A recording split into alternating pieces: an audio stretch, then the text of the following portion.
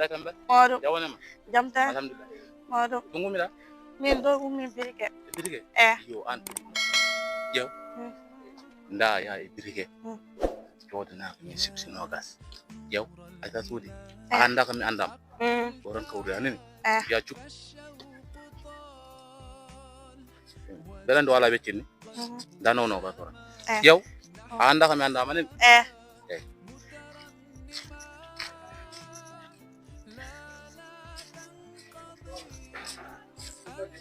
Sama, game 6. 6.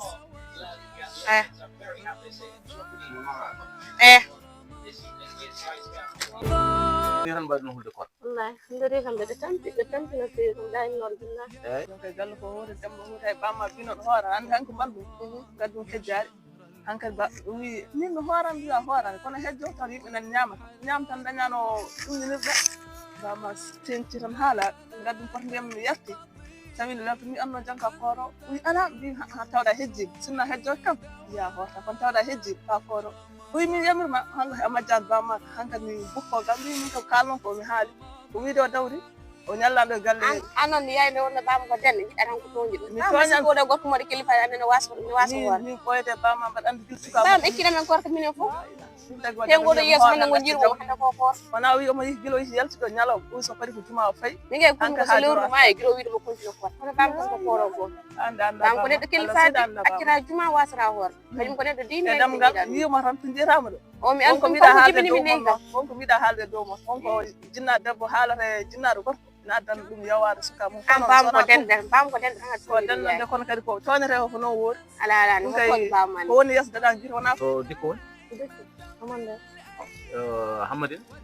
Muhammad de es ngalli do jamme kanga E ki don gure omo ya. nyamna do kanga Allah la ba ko to Gure ha e ko yimo. amaji wona an haani bira kan ha sugamma Do aran mo jona man.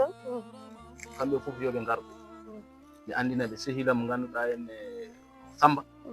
O wi hikka ko do o hora. Tene o wi ganda no ummi mo tan o man lawol. Ne wawi o jofta do. So ari. Sukabe be moni fof yo andu place mum. Ara ndimbe teeru no robe ha wana ses.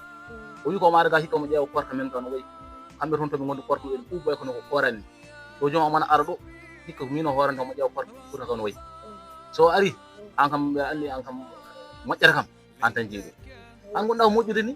sen nganda yambo sen kullu ma ne so dañi debbo balon mani dañi fof kono sukabe non e be gandu falsuji mabbe ha Allah rokka mi fitra o hora tawen dañan mako tere kon anda ga babagal andu tan be gadduda wona ma kebda fo biya ko sahil ma ha be galla majja jitto to jontudo won gila jaltuni ne ngarim de kanko bisne kam galle makko anda awawa andide awani kono ha nyalom hande be ko sahil ad andu ko gadduda aye jombere man tuma kadi o wi kadi kono ko ngaran kan Ramadan